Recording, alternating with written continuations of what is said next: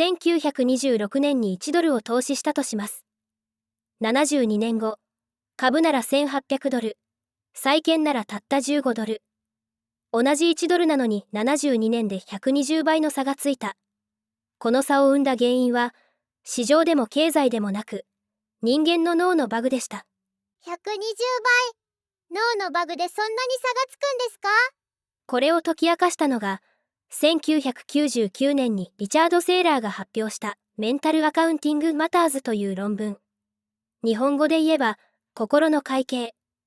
人間の脳がお金を非合理的に仕分けしてしまう仕組みを体系化した研究で、セーラーは2017年にノーベル経済学賞を受賞しました。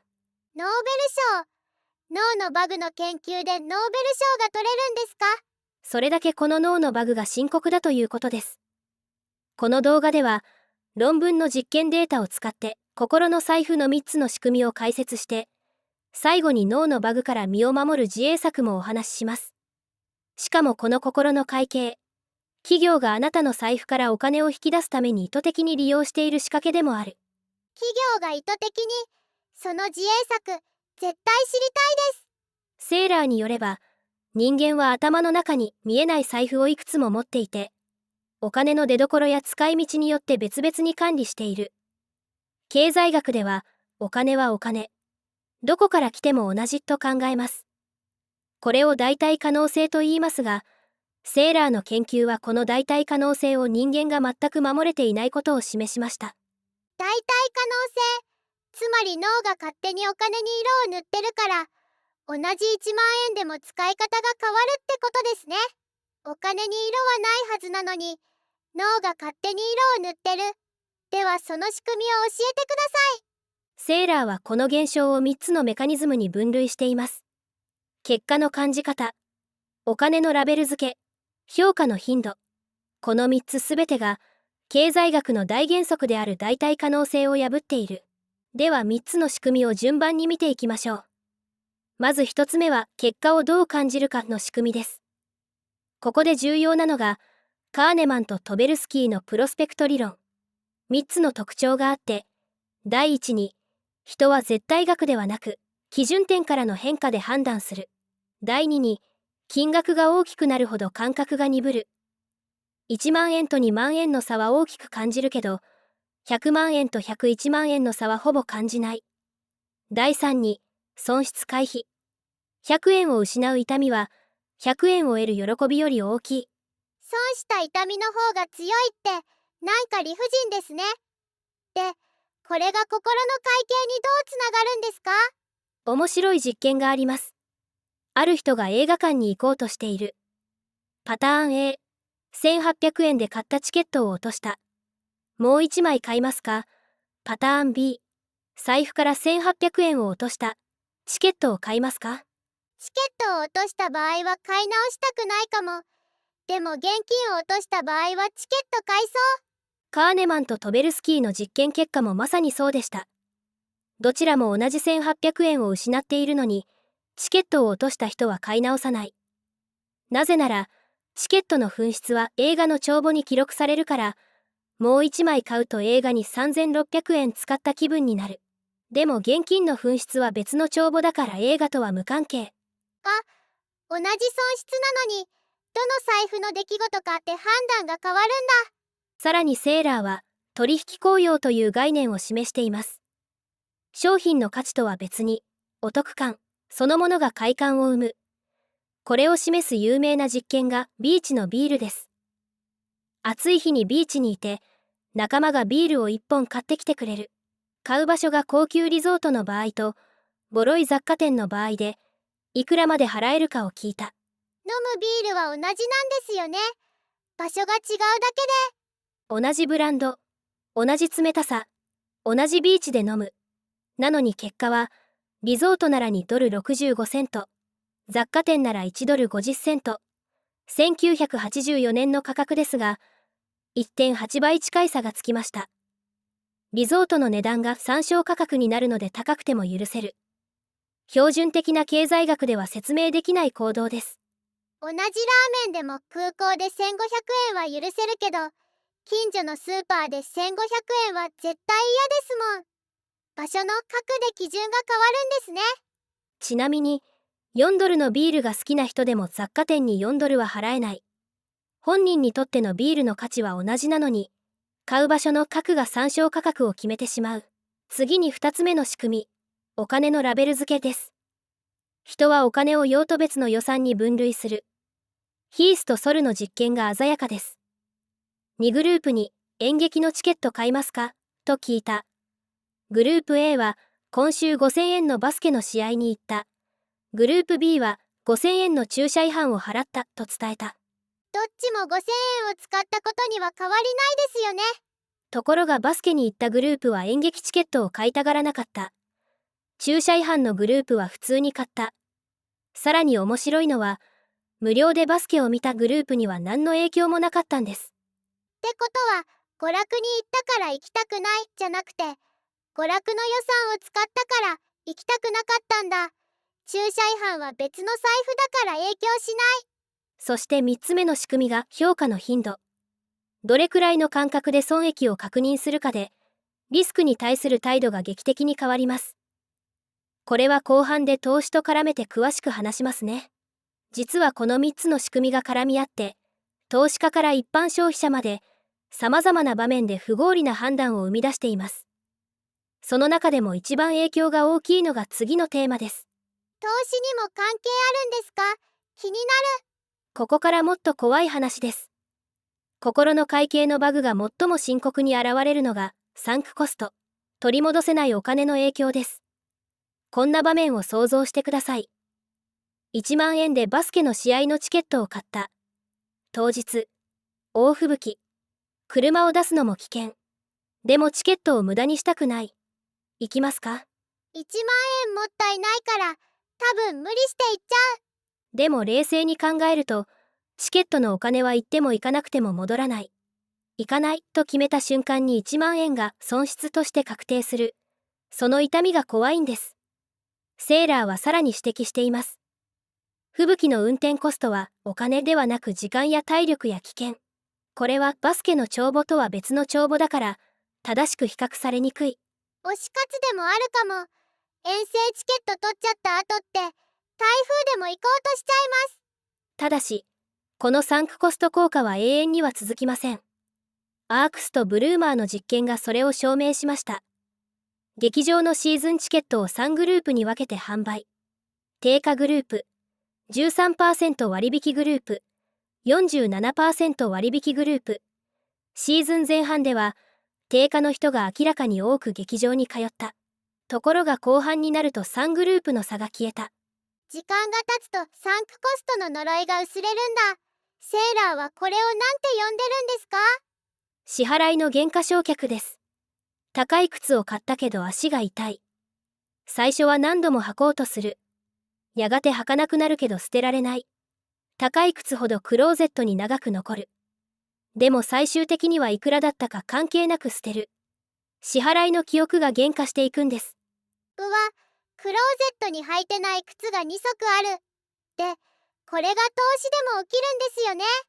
ちなみにグールビルとソマンの研究では、スポーツジムでも同じ現象が確認されています。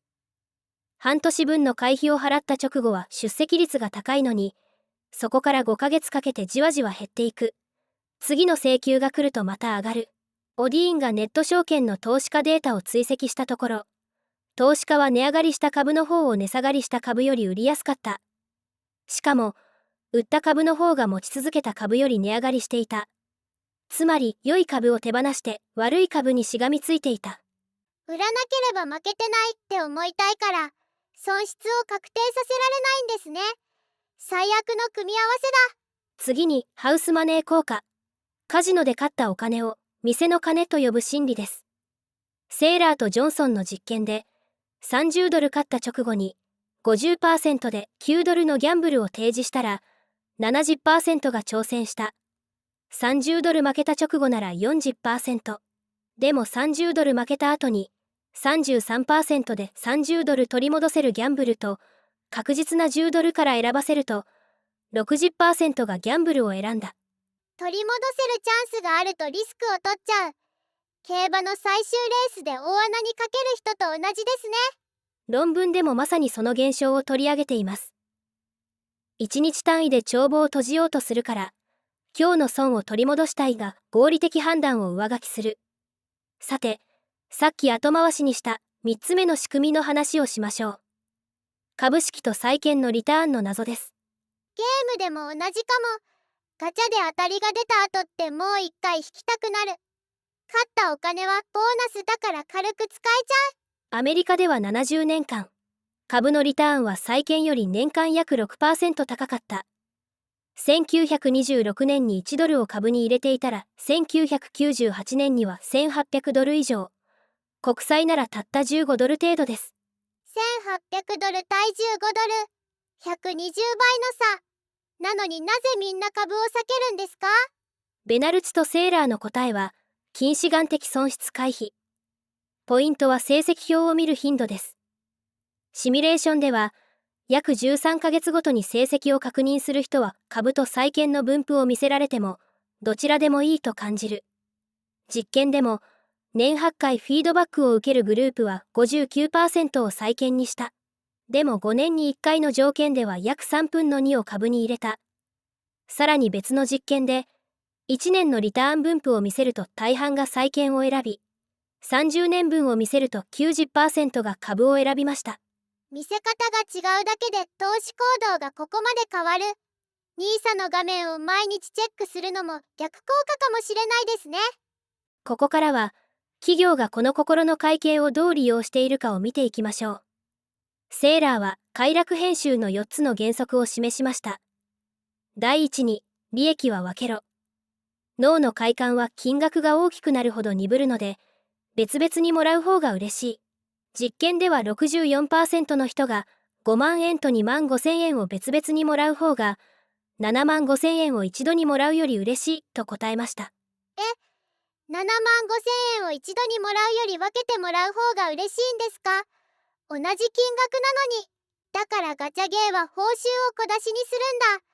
毎日ログインボーナスをちょっとずつ。第2に損失はまとめろ。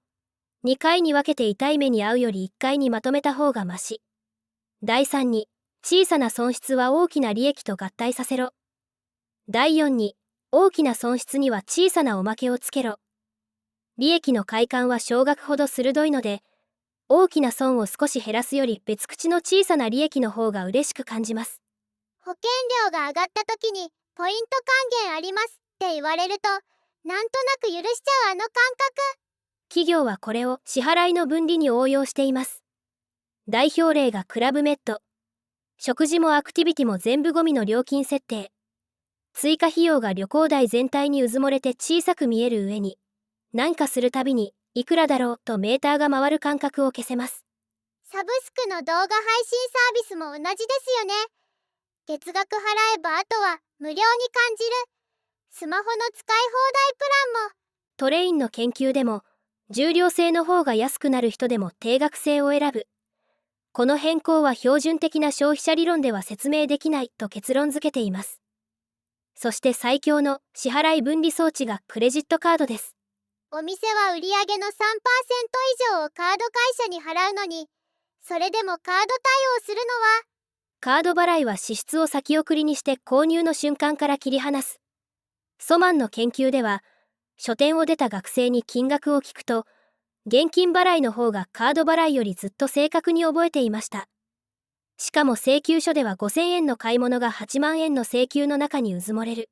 心理物理学的に、金額は大きな額の中に入ると小さく感じるんです。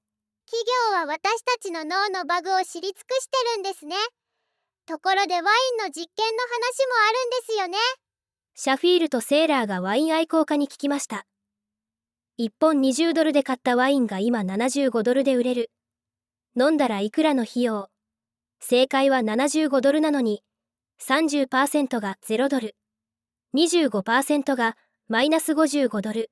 つまり飲んで55ドル得したと答えた。経済学的に正しい75ドルを選んだ人の大半は経済学者でした。飲んで55ドル得した。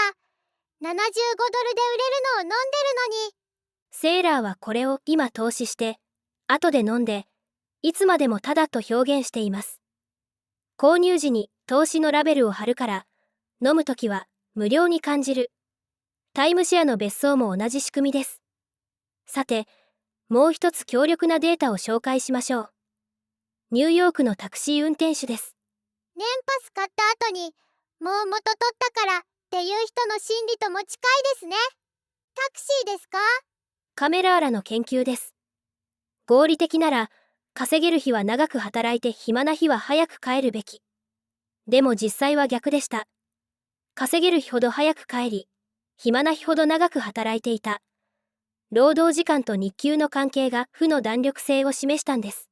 一日の目標額に達したら、もういいやってなるんだ。月単位で考えればいいのに。最後に、この心の会計から身を守る方法と、逆に味方にする方法をまとめましょう。第一に、サンクコストに気づく。映画がつまらなかったら途中で出る。高い服が合わなかったら早めに手放す。もう払ったお金は判断材料に入れない。でも先生、論文にもサンクコストを無視しろと教えると、もったいない精神まで壊れるかもしれないって書いてありましたよね。鋭い指摘ですね。セーラーも論文の最後で、一つの問題を直そうとすると別の問題が生まれるかもしれない、と書いています。心の会計は完璧ではないけれど、時間と思考コストを節約するために進化した仕組みでもある。全否定ではなく使いどころを見極めるのが大事です。バグだけど便利な機能でもあるんだ。第2に、投資の成績表を見すぎない。近視眼的損失回避のデータが示すように、頻繁なチェックは損失を目立たせて怖くなる。長期投資なら半年か1年に1回で十分です。見ないことが最善の投資戦略ってすごい皮肉ですね。第3に、参照価格の罠に気づく。セールの値札を見たら、定価からいくら引きかではなく、この商品にいくらの価値があるかを先に考える。70%オフに飛びつく前に、自分はいくら払えるか、それだけで冷静になれそうですね。そして4つ目は心の会計を味方にする方法。論文の最後に出てくるデイビッド・ゲリーニさんは、お釣り貯金を8年間続けて毎年500ドルから1000ドルを無痛で貯金しました。小銭は使うお金の帳簿に入らないから、貯金しても痛みを感じない。脳のバグを逆手に取った貯金術、賢い。ところでまだ紹介していない面白いデータがあります。リードとローウェンスタインのハロウィン実験。2軒の家でお菓子を1つずつ選ぶ条件と、1軒で2つまとめて選ぶ条件を比較したら、まとめて選んだ子は 100% が2種類を選んだ。1軒ずつだと 48% だけ。サイモンソンのおやつ実験でも、3回分をまとめて選ぶと 64% が3種類。毎週選ぶと 9%。まとめて選ぶと分散させたくなるのに、その都度選ぶと好きなものに集中する。これが退職金にも影響するんですよね。ベナルチとセーラーが見つけた N 分の1法則です。退職金の運用で、株式ファンド1つと債券ファンド1つなら 50% ずつ。株式ファンドが2つに増えると株 67%、債券 33%。自分のリスク許容度ではなくメニューの構成に引きずられる。知らないと怖い。選択肢の並べ方で人生を左右する投資配分が決まっちゃうなんて。セーラーはこの論文の最後をこう締めくくっています。経済学者なら年に1回チェックを書いて投資信託に送る方が合理的だと言うだろう。でもそれでは肝心なことを見逃している。心の会計は大事なんだと、バグを知って避けるところは避ける。使えるところは味方にする。自分の脳のショートカットを知っているだけで、判断の質は確実に上がります。先生、前回のガソリンの動画でも似たようなバグが出てきましたよね。まさに、前回の動画で紹介したガソリン価格の研究は、この心の会計が日常の買い物にどう影響するかを6万世帯のデータで証明したものでした。まだ見ていない方はぜひチェックしてみてください。ガソリンの動画も面白かったですよね。皆さんもぜひチェックしてみてくださいね。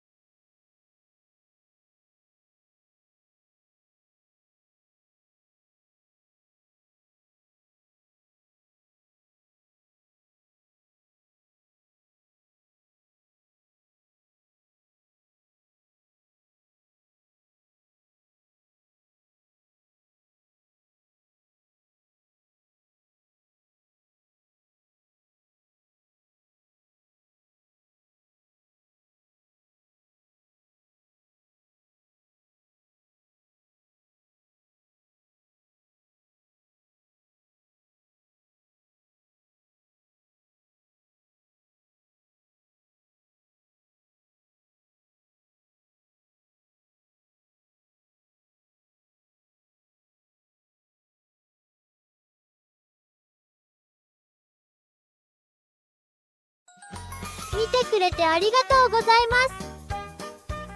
チャンネル登録といいねよろしくお願いします。コメントも待ってます。じゃあまたね。